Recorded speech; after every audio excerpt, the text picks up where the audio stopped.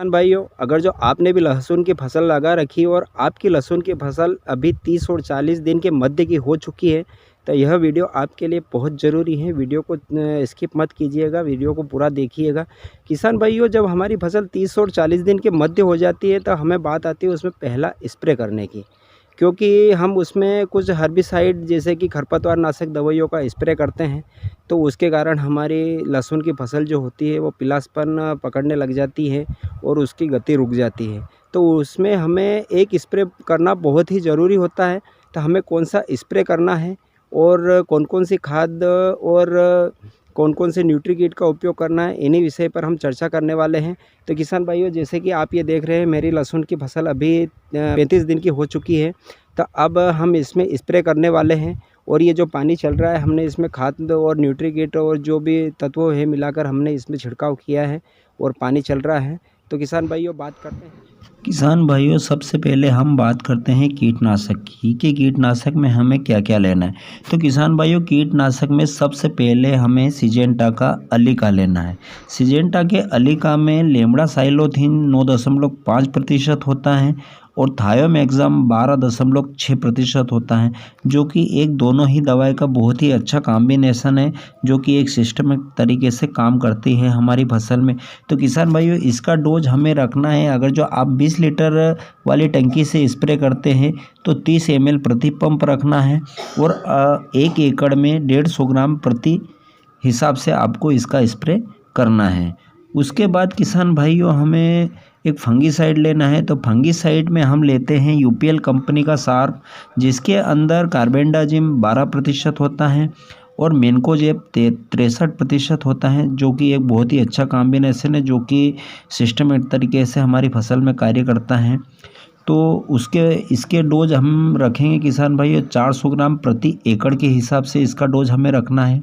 और उसके बाद किसान भाइयों, हमें इसके साथ में NPK 19-19 लेना है। 19-19 किसान भाइयों हमारी फसल में एक टॉनिक का काम करता है, जो कि हमारी फसल में ग्रीनेस बढ़ाता है, नई जो पत्ते होते हैं उसमें चमक लाता है, ग्रीनेस बढ़ाता है। तो उसकी मात्रा किसान भाइयों हमें रखनी है 1 किलो प्रति एकड़ के हिसाब से रखना है। तो 19-19 को किसान भाइयों पहले पानी में इसका घोल बना लें और घोल बनाने के बाद में अपने हिसाब से इसको टंकी में उपयोग करें। और उसके बाद किसान भाइयों, हमें होमिक एसिड लेना है 98% वाला, किसी भी अच्छी कंपनी का होमिक एसिड लेना है। किसान भाइयों, होमिक एसिड हमारी जो कंद वाली फसल होती है उसमें एक अहम भूमिका होती है, क्योंकि होमिक एसिड का कार्य होता है नई जड़ों का विकास करना। जिस प्रकार के हमारा जो लहसुन की फसल होती है 30 से 40 दिन की अवधि में जड़ें बहुत छोटी होती है और कच्ची जड़ें होती हैं, तो जड़ों को मजबूत बनाता है, नई जड़ों का विकास करता है। तो होमिक एसिड एक अहम रोल होता है हमारी फसलों में। तो हमें किसी भी अच्छी कंपनी का होमिक एसिड लेना है और होमिक एसिड की मात्रा किसान भाइयों हमें 3 से 350 ग्राम प्रति एकड़ के हिसाब से रखना है। इसका भी पहले घोल बना ले और घोल बनाने के बाद में इसको टंकी के हिसाब से अपने हिसाब से उपयोग करें। किसान भाइयों, ये जो भी मैंने स्प्रे की जो दवाई ये बताई है, मैंने खुद इसका स्प्रे किया है और हम मेरी फसल देख ही रहे हैं कितनी हरी भरी और बिल्कुल ग्रीनेस में है इसके अंदर। किसान भाइयों, अब बात करते हैं हम खाद के बारे में कि हमें हमारी लहसुन की फसल में पहला खाद कौन सा देना है। किसान भाइयों, अगर जो आप मेरे बताए हुए अनुसार अगर जो आपकी फसल में खाद और कीटनाशक का उपयोग करते हैं, तो मैं गारंटी लेता हूं कि एक अच्छा उत्पादन आप लेने में सफल हो जाएंगे। क्योंकि किसान भाइयों, मैं अभी लहसुन के फसल पर फर्स्ट वीडियो बना रहा हूं, जो कि 30 से 40 दिन का मध्य का यह वीडियो है। उसके बाद दूसरा वीडियो आएगा मेरा 60 से 70 दिनों के बीच में हमें कौन सा कीटनाशक, कौन सा फंगीसाइड लेना है, कौन सा टॉनिक लेना है।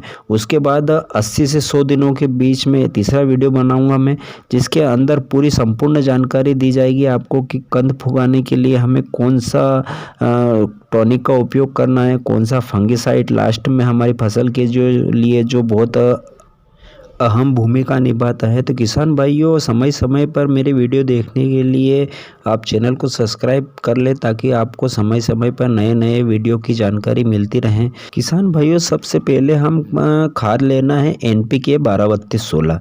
12-32-16 हमें एक बोरी लेना है प्रति एकड़ के हिसाब से। उसके बाद हमें यूरिया लेना है 40 किलो प्रति एकड़ के हिसाब से।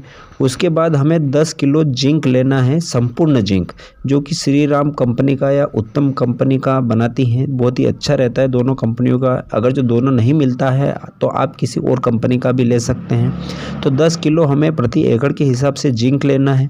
उसके बाद हमें WDG सल्फर लेना है 90% वाला, 6 किलो प्रति एकड़ के हिसाब से।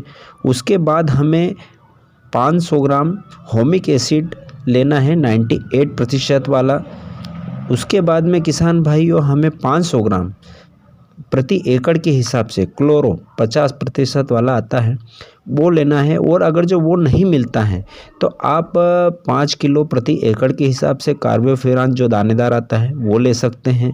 उसके अलावा आप बायर कंपनी का रिजेंट जो आता है वो ले सकते हैं। दोनों को मात्रा हमें रखनी है 5 किलो या ज़्यादा से ज़्यादा 6 किलो प्रति एकड़ के हिसाब से। उसके बाद किसान भाइयों इसके अंदर हमें सार्प मिलाना है, सार्प UPL कंपनी का जो आता है, जिसके अंदर कार्बेंडाजिम प्लस मैनकोजेब होता है, उसको मिलाना हमें 400 ग्राम प्रति एकड़ के हिसाब से। और उसके बाद किसान भाइयों हमें 10 किलो मैग्नीशियम सल्फेट लेना है।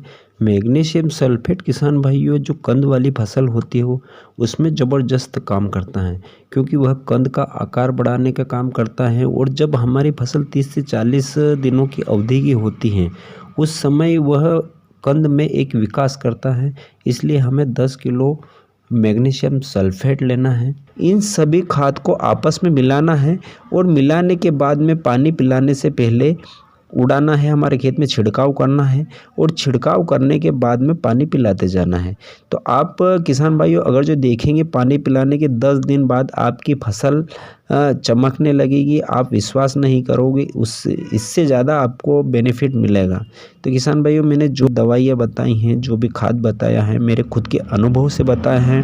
मैंने अपने खेत में इसका उपयोग किया है और मुझे एक अच्छा रिजल्ट मिला है, इसीलिए मैंने अपने अनुभव को आपके सामने रखा है। अगर जो वीडियो आपको अच्छा लगा हो तो वीडियो को लाइक और चैनल को सब्सक्राइब ज़रूर करिए, ताकि आगे भी आपको लहसुन, प्याज और अन्य फसलों से जुड़े हुए वीडियो आपको समय समय पर मिलते रहें।